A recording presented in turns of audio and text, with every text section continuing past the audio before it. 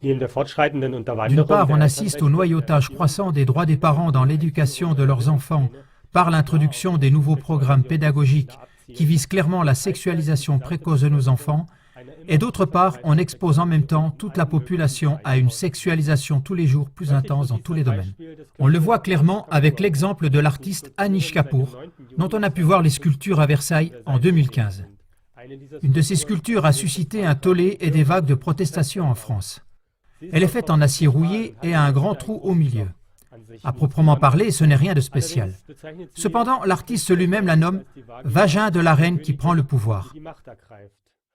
Une telle liberté soi-disant artistique, ou disons plutôt une telle provocation, n'est malheureusement pas un cas isolé. C'est ainsi qu'on peut observer une tendance croissante à la sexualisation dans les domaines de l'art, du cinéma et de la musique. Klagemauer TV a déjà parlé de ce sujet dans les émissions dont les liens apparaissent sur l'écran.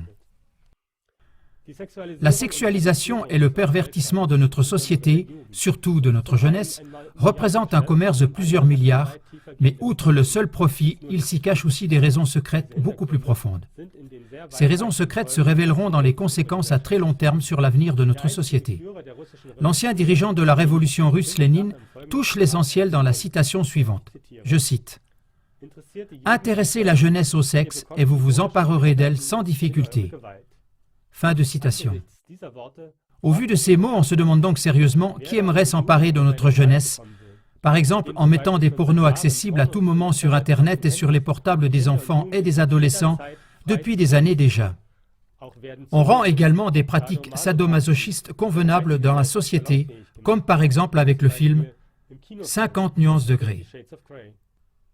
Ce film a été autorisé en France à partir de l'âge de 12 ans déjà par le CNC, le Centre national du cinéma et de l'image animée, de telle sorte que de façon ciblée, ce sont surtout les adolescents qui sont ébranlés et désorientés au sujet de leur orientation sexuelle. En s'adonnant excessivement au désir sexuel, on devient dépendant du sexe, puis on est poussé à rechercher une jouissance toujours plus grande.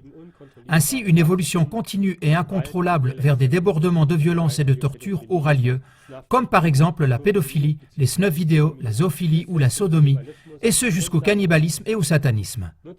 Profitez de l'occasion pour regarder le documentaire « Sexe forcé » qui suit, où ces liens sont clairement révélés.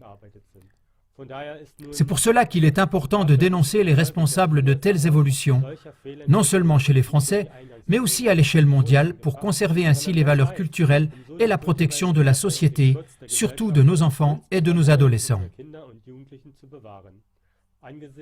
Au vu de ces évolutions extrêmes, qui sont dangereuses et angoissantes, on se sent comme le lapin hypnotisé devant le serpent. Mais nous devons seulement nous rendre compte que c'est justement notre passivité qui est l'arme la plus grande dans les mains des globalistes. Pour cela, ne restez pas inactifs, mais aidez-nous à dévoiler ces plans mal intentionnés et à rendre publiques ces informations. Il est grand temps.